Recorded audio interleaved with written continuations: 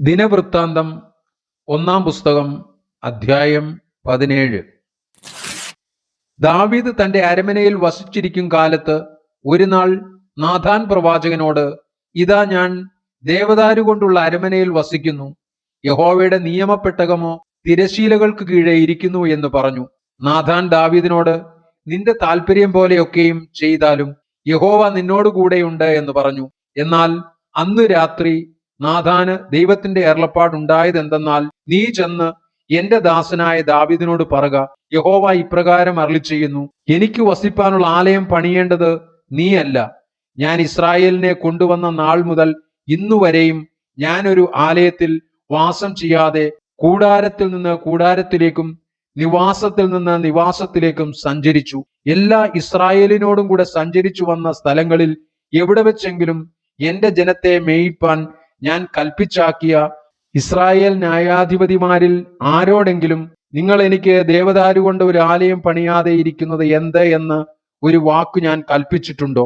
ആകയാൽ നീ എന്റെ ഭൃത്യനായ ദാവീദിനോട് പറയേണ്ടത് എന്തെന്നാൽ, സൈന്യങ്ങളുടെ യഹോവ ഇപ്രകാരം അരുളിച്ചെയ്യുന്നു, നീ എന്റെ ജനമായ ഇസ്രായേലിന് പ്രഭുവായിരിക്കേണ്ടതിന് ഞാൻ നിന്നെ പുൽപ്പുറത്തുനിന്ന് ആടുകളെ നോക്കുമ്പോൾ തന്നെ എടുത്തു. നീ സഞ്ചരിച്ചു വന്ന എല്ലായിടത്തും ഞാൻ നിന്നോടുകൂടെ ഇരുന്നു.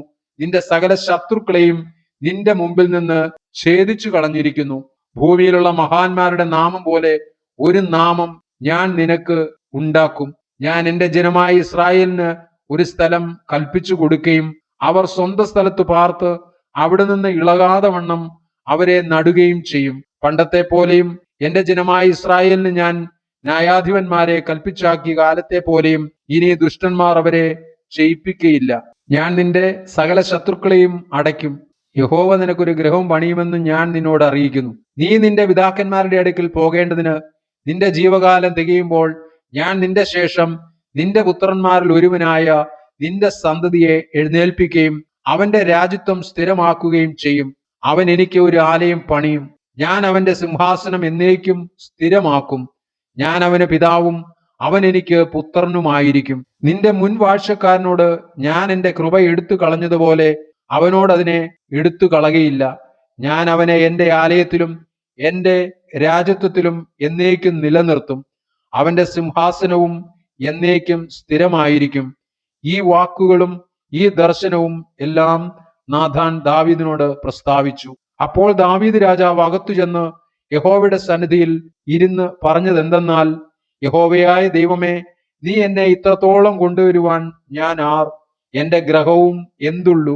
ദൈവമേ, ഇതും പോരാ എന്ന് തോന്നിയിട്ട്, യഹോവയായ ദൈവമേ, വരുവാനുള്ള ദീർഘകാലത്തേക്ക് അടിയന്റെ ഗ്രഹത്തെക്കുറിച്ചും നീ അരുളി ചെയ്യുകയും ശ്രേഷ്ഠ പദവിയിലുള്ള മനുഷ്യന്റെ അവസ്ഥയ്ക്കൊത്തവണ്ണം എന്നെ ആദരിക്കുകയും ചെയ്തിരിക്കുന്നു. അടിയന് ചെയ്ത ബഹുമാനത്തെക്കുറിച്ച് ദാവീദ് ഇനി എന്തു പറയേണ്ടു? നീ അടിയനെ അറിയുന്നുവല്ലോ.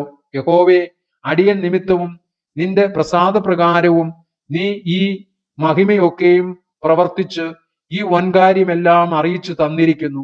ഞങ്ങൾ സ്വന്തം ചെവി കൊണ്ട് കേട്ടതൊക്കെയും ഓർത്താൽ, യഹോവേ, നിന്നെ പോലെ ഒരുത്തനുമില്ല, നീ അല്ലാതെ ഒരു ദൈവവുമില്ല.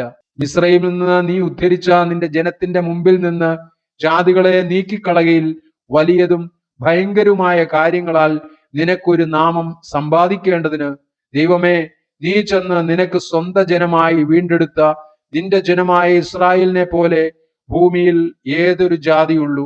നിന്റെ ജനമായ ഇസ്രായേലിനെ നീ എന്നേക്കും നിനക്ക് സ്വന്തം ജനമാക്കുകയും യഹോവേ, നീ അവർക്ക് ദൈവമായി തീരുകയും ചെയ്തുവല്ലോ. ആകയാൽ യഹോവേ, ഇപ്പോൾ നീ അടിയനെയും അടിയന്റെ ഗ്രഹത്തെയും കുറിച്ച് അരുളി ചെയ്ത വചനം എന്നേക്ക് സ്ഥിരമായിരിക്കട്ടെ. അരുളി ചെയ്തതുപോലെ തന്നെ ചെയ്യണമേ. സൈന്യങ്ങളുടെ യഹോവ ഇസ്രായേലിന്റെ ദൈവമാകുന്നു. ഇസ്രായേലിന് ദൈവം തന്നെ എന്നിങ്ങനെ നിന്റെ നാമം എന്നേക്കും സ്ഥിരപ്പെട്ട് മഹത്വപ്പെടുകയും നിന്റെ ദാസനായ ദാവീദിന്റെ ഗൃഹം നിന്റെ മുമ്പാകെ നിലനിൽക്കുകയും ചെയ്യുമാറാകട്ടെ. എന്റെ ദൈവമേ, അടിയന് നീ ഒരു ഗൃഹം പണിയുമെന്ന് വെളിപ്പെടുത്തി തന്നിരിക്കുന്നു. അതുകൊണ്ട് അടിയൻ തിരുസന്നിധിയിൽ പ്രാർത്ഥിപ്പാൻ ധൈര്യം പ്രാപിച്ചു. ആകയാൽ യഹോവേ, നീ തന്നെ ദൈവം. അടിയനെ ഈ നന്മയെ നീ വാഗ്ദാനം ചെയ്തും ഇരിക്കുന്നു. അതുകൊണ്ട് അടിയന്റെ ഗൃഹം തിരുമുമ്പാകെ എന്നേക്കും ഇരിക്കേണ്ടതിന് അതിനെ അനുഗ്രഹിപ്പാൻ നിനക്ക് പ്രസാദം തോന്നിയിരിക്കുന്നു. യഹോവേ, നീ അനുഗ്രഹിച്ചിരിക്കുന്നു, അത് എന്നേക്കും അനുഗ്രഹിക്കപ്പെട്ടുമിരിക്കുന്നുവല്ലോ.